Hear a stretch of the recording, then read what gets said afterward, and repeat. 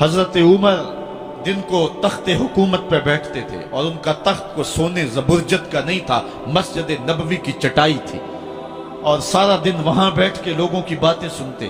और जब रात के अंधेरे गहरे होते उमर भेष बदल के मदीने की गलियों का गश्त करते।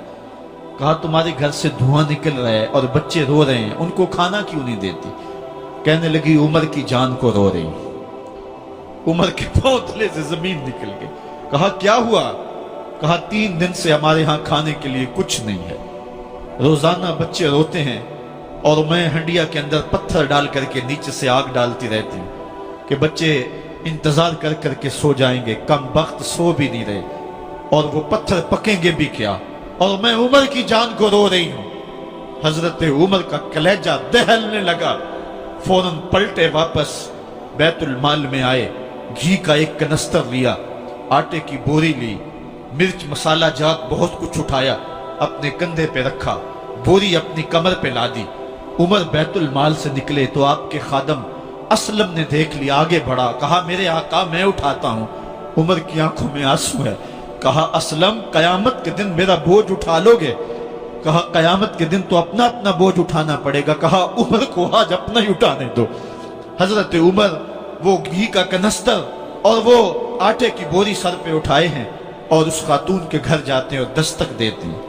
वो जब देखती है उसकी जान में जान आ जाती है। कहा जल्दी जल्दी आटा गूंदो, और उमर सब्जी काटने लग जाते हैं। हजरत उमर रज़ी अल्लाह ताला अन्हो सब्जी तैयार कर देते, उधर आटा गूंद जाता है और फिर ऊपर चूल्हा रखा जाता है, चूल्हे के अंदर आग रखी जाती है, वो खाना पकाने लगती है, आग बुझती है। तारीख ने लिखा है आग बुझने लगती है, उमर झुक करके फूंके मारता है। उमर झुक झुक के फूंके मारता है।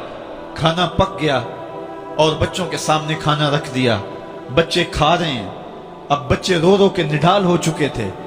हजरत उमर अपने हाथों को और अपने घुटनों को और अपने पांव को जमीन पे लगा के, जिस तरह बकरी का बच्चा चलता है वेड़े के अंदर, कभी इधर चलते हैं कभी इधर चलते हैं, ताकि बच्चे मुझे देख के खुश हों और दिल में कहते उमर जितना रुलाया है अब इतना हंसाना भी पड़ेगा।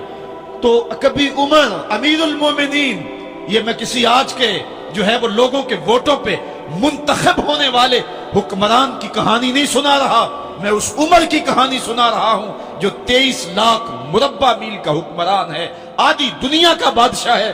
हजरत उमर जो है जिस तरह बकरी का बच्चा चलता है, इस तरह अपने हाथ और अपने घुटने जमीन पे टेक करके जो है वो इस तरह चलते हैं।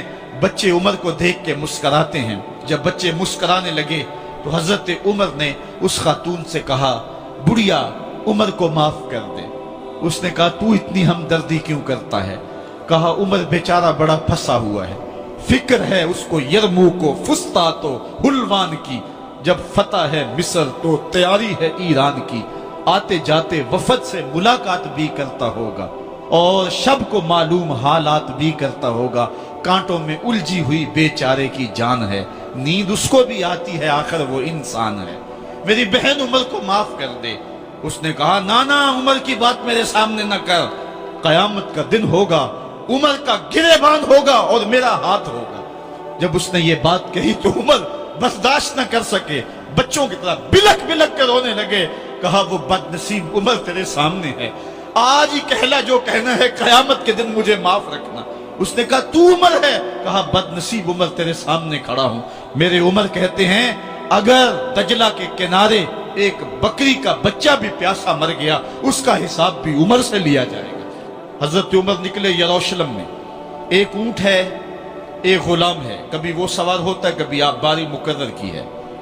जब करीब पहुंचे यरूशलेम के तो उमर की बारी नकेल पकड़ने की और गुलाम की बारी ऊपर सवार होने की आ गई। गुलाम ने कहा आका मैं मर्जी से अपनी बारी छोड़ता हूं, आप आ जाएं, दुश्मनों के मफतूहा इलाके में आ रहे हैं, ताजा ताजा इलाका फतह हुआ है, इस्लाम की शान शौकत जाहिर हो। उमर ने कहा इस्लाम की शान शौकत ऐसे जाहिर नहीं होती है, अपनी बारी पे तुम बैठोगे, अपनी बारी पे मैं बैठूंगा। लोग मुंतजर खड़े हैं। दूर से जब देखा कहा इसकी हैबत से कांपते थे हम, ये तो कोई हबशी लगता है, रंग काला है, होंठ मोटे हैं, इससे तो ज्यादा हसीन इसका गुलाम है जो आगे आगे चल रहा है।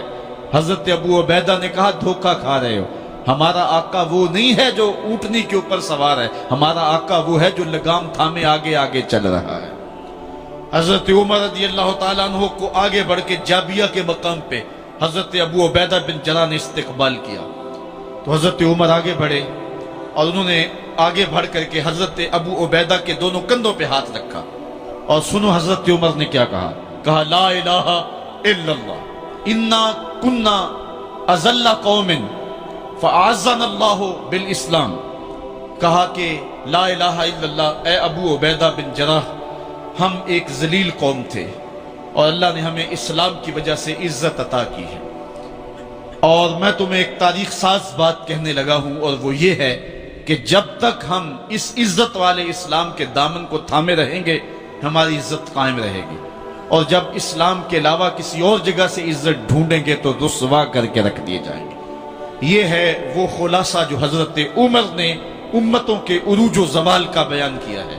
اس امت کو جو خیرات ملی ہے تخت و تاج کی، وہ پینٹاگون سے نہیں ملی، وہ واشنگٹن سے نہیں ملی، وہ وائٹ ہاؤس سے نہیں ملی، وہ محمد عربی کے جوڑوں کا صدقہ ملی ہے۔ اس لیے جب ہم نے اسلام سے انحراف کیا، پاکستان حاصل کیا گیا تھا۔ پاکستان کا مطلب کیا؟ لا الہ الا اللہ۔ ہم نے اس نعرے کو چھوڑ دیا ہوا ہے، ہم نے انحراف کر دیا ہے۔ آج ہماری نظریں مغرب کی طرف لگی ہے کہ تخت و تاج اس سے نصیب ہوتے ہیں، اور دنیا کے اوپر ہم رسوا ہو کے رہ گئے۔ ہماری پستی، ہماری زبوحالی، ہماری ذلت کا سبب یہ ہے کہ جس جگہ سے ہمیں عزت ملی تھی ہم نے وہ مرکز ہی چھوڑ دیا ہے۔ اس مرکز حیات کو، اس مرکز زندگی کو، اس مرکز عزت کو ہم نے چھوڑ دیا ہے، اور دنیا کے اوپر ہم رسوا ہو رہے ہیں۔ انہی حضرت عمر کی کہانی ہے۔ وادی تہامہ سے گزر رہے تھے کہ بچوں کی طرح بلک بلک کے رونے لگے۔ کہا عمر جوان آدمی ہو اور بچوں کی طرح بلک کے رو رہے ہو؟ کہا تم نہیں جانتے، مجھے بچپن کی کہانی یاد آ گئی۔ کہا کیا کہانی ہے؟ کہا یہی عرض تہامہ تھی، میرے باپ خطاب نے مجھے 5 اونٹ دیے تھے، کہا انہیں لائن میں کھڑا کرو سیدھا۔ میں آگے والا سیدھا کرتا تھا، پیچھے والا ٹیڑھا ہو جاتا، پیچھے والا سیدھا کرتا، آگے والا ٹیڑھا ہو جاتا۔ میرے باپ خطاب نے مجھے بڑا مارا۔ کہا ایک عرب کے بیٹے ہو کہ تم سے 5 اونٹ لائن میں کھڑے نہیں ہوتے؟ کہا ایک زمانہ عمر پہ وہ تھا کہ اس سے 5 اونٹ لائن میں کھڑے نہیں ہوتے تھے، اور آج شرق سے لے کر غرب تک 23 لاکھ مربع میل کی حکمرانی، اور انسان بھی لائن میں کھڑے ہیں۔ یہ محمد عربی کے جوڑوں کا صدقہ نہیں ہے تو اور کیا ہے؟ عمر سے تو 5 اونٹ لائن میں کھڑے نہیں ہوتے تھے۔ تو یہ عزتیں، یہ تخت و تاج، یہ حکومتیں